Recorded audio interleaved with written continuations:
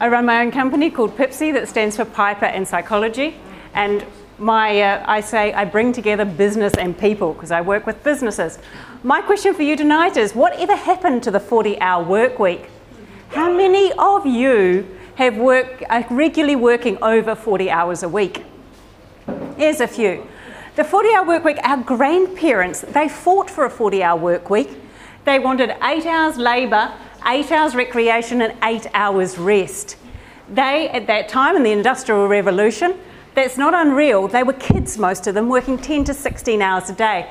They went out on strike for a 40-hour work week. I come from down under as well, from a better country than Australia, New Zealand, I had to say that. And New Zealand was the first place to bring in the 40-hour work week in 1840. Took a wee bit longer, 86 years later, when the Ford Motor Company introduced a 40-hour work week. The interesting thing is productivity did not drop at all. So they reduced 1 hour a day, 5 a week, it did not drop. Somehow it was in our psyche, different countries have agreed different things, but at the end, we started working 9 to 5. Now all of you have seen old television, now you're seeing 9 to 5, Dolly Parton, the only way to make a living. But let's do a bit of time travel with Doctor Who and his TARDIS and go to the 21st century. Here we are looking at computers and all of a sudden we're back to working more than 40 hours a week, what our grandparents fought for. And why is that?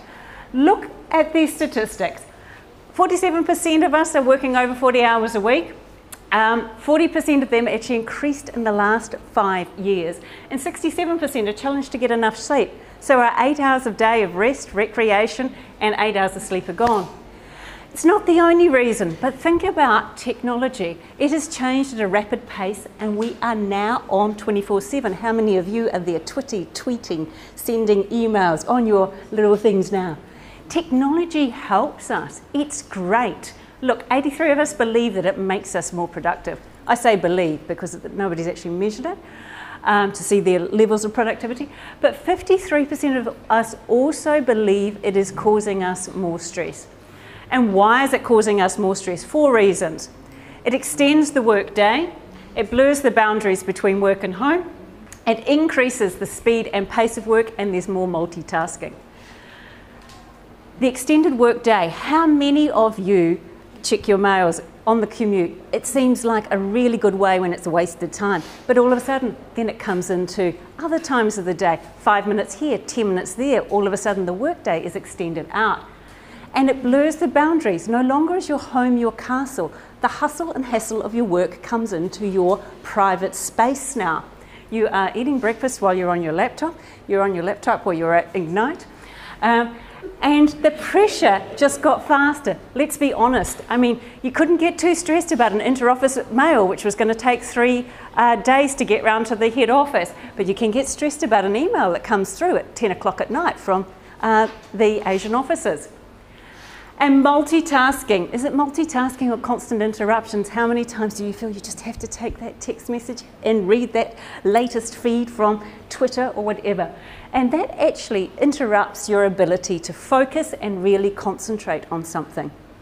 And when we were talking about innovation, coming up with great ideas, that doesn't come up from constant interruptions of your emails or looking at a friend's picture of their new cat on Facebook. That comes from when you've got an open mind, when you've got some headspace, when you're present, like our friend down the back was talking about. I want to share with you 3 tips on how to work smarter. The first one I want to share with you is a word of advice. Take some time to disconnect. You do not need to be on all the time. That picture of your friend's cat on Facebook will be there tomorrow.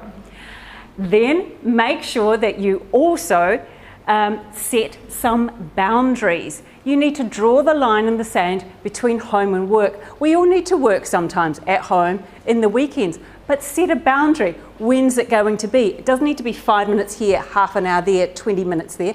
Put it all together, get it done, and clear the weekend. Enjoy the beautiful weather. And the final word of advice, look at that multitasking. If you actually want to get something done and really be innovative, when is your best time in your circadian rhythm? Is that going to be in the morning, in the evening? Clear away all those interruptions. Give yourself some headspace. My last message for you is basically make sure you use your smartphone and all your technology to work smarter, not just harder.